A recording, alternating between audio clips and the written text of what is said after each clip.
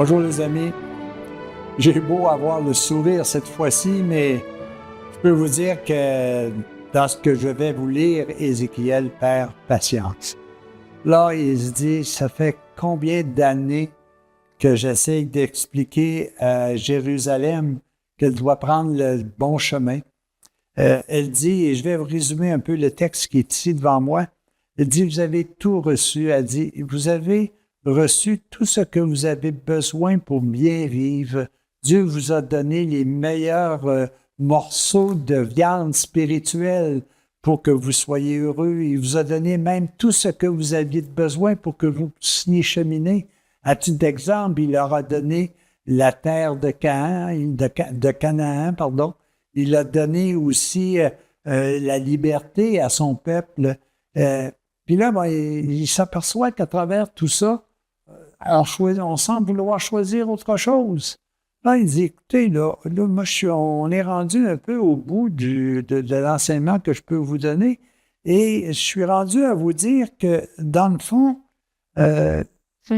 vous allez être obligé probablement de tout simplement être ramené à la loi de l'homme. Et vous devrez tout simplement répondre des gestes que vous avez posés. Et ça, dans le temps de Jérusalem, sur le plan physique, sur le plan véritablement, il y a eu guerre, il y a eu déportation, il y a eu souffrance, il y a eu tout ce qui était nécessaire pour que l'on se mette à réfléchir. Je peux penser un peu comme quand j'étais beaucoup plus jeune, si vous voulez, puis que mon père, parce que j'avais fait quelque chose qui n'était pas correct, il disait, Jacques, va dans ta chambre et réfléchis. Voilà, je la trouvais pas drôle parce que dans ma chambre, là, c'est bien beau, mais j'aimais bien mieux aller jouer dehors. Mais aller jouer dehors, ça me permettait peut-être de faire des choses qui n'étaient pas correctes. Alors, il m'envoyait dans ma chambre pour que je réfléchisse. Et c'est ce que Ézéchiel dit à Jérusalem. Malheureusement, je vais être obligé de vous laisser du temps et Dieu va vous laisser du temps pour que vous réfléchissiez à ce que vous avez fait puis qui ne vous amène pas le bonheur que vous souhaitez. Il y a une grande maxime dans la vie qui dit « c'est le mal qui va s'autodétruire ». Le mal se détruit toujours par le mal. Et ça, c'est important. Et puis, dans ce texte-là, où il est mention que Jérusalem, évidemment, va devoir vivre la fougue, notamment ici, dans ce cas-là précis, de Nabuchodonosor, qui va envahir Jérusalem, qui va faire une déportation à Babylone. Mais là, j'ai une réflexion qui est intéressante et qui vous dit, OK, la ville de Jérusalem est corrompue par le mal, mais chaque humain a sa propre ville sainte dans son intérieur, avec son temple, son tabernacle, et chaque humain doit s'évertuer à le sauver et à suivre le chemin du bien. Demandez la paix pour votre Jérusalem intérieure. Que ceux qui aiment jouissent du repos que Dieu leur donne, et non de la souffrance, de la conséquence des actes qu'ils ont mal faits. Des actes qu'ils ont mal faits, de toute façon, vont m'amener dans ma chambre pour que je réfléchisse. Protégez vos murs avec la paix.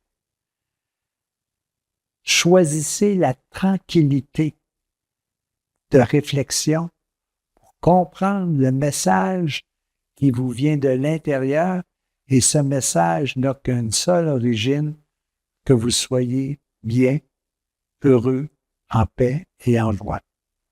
Alors, Ézéchiel perd un peu patience. Il est le porte-parole de Dieu, puis il dit, on est rendu à vous dire, gens de Jérusalem, allez dans votre chambre réfléchir. Malheureusement, la chambre de la ville de Jérusalem, c'était un exil. Je suis, moi aussi, en exil au moment où on se parle sur la terre, parce que ma véritable chambre, c'est le bonheur éternel. Le bonheur éternel, je l'ai aussi à l'intérieur, mais qu'est-ce que je choisis de l'endroit où je veux véritablement vivre? Alors, j'ai cette responsabilité à l'intérieur de moi. Est-ce que je choisis, malgré tous les avertissements? Puis les avertissements, là, ce n'est pas des paroles qui vont m'arriver de même en l'air. Non, non, non. C'est est-ce que, avec les actes que je fais, est-ce que je suis heureux? Est-ce que je suis pleinement heureux? Est-ce qu'à l'intérieur de moi, il y a un germe de peur, de doute, de souffrance? Si j'ai ces germes-là, c'est parce que je n'ai pas choisi le bon chemin.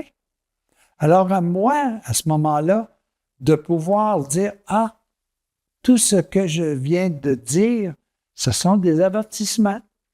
Si j'ai peur, si je souffre, si j'ai de la crainte, si je ne suis pas heureux, tout simplement, c'est que j'ai des avertissements qui me disent, c'est peut-être pas le chemin que tu dois suivre pour être heureux. Si j'abuse de la boisson, par exemple, puis que le lendemain, j'ai mal à la tête, c'est peut-être un signe que c'est pas le chemin que je dois suivre, prendre de la boisson régulièrement, parce que le lendemain, j'ai une conséquence. Ma vie est faite de conséquences des actes que je pose. Alors, Ézéchiel avait donné ses derniers avertissements à Jérusalem, mais aujourd'hui, plusieurs millénaires plus tard, il nous donne les mêmes avertissements. Attention, analysez-vous bien, analysez votre comportement comme cela doit être fait. Vous allez peut-être vous apercevoir qu'il y a de la souffrance, puis c'est pas ce que vous souhaitez. Donc, c'est peut-être un avertissement pour vous dire, hey, prenez donc le temps de réfléchir et de changer. Puis moi, je suis en train juste, dans ma tête, là, de faire l'inventaire des choses où je sens que je ne suis pas bien. Alors, tous ces éléments-là sont un peu comme Ézéchiel face à Jérusalem. Ce sont des avertissements qui me sont donnés pour que je puisse, entre nous, dans la petite sagesse qui m'habite, de choisir un autre chemin pour être pleinement heureux. Merci à Ézéchiel de m'avoir appris aujourd'hui ce message. À tous et à chacun, à la prochaine.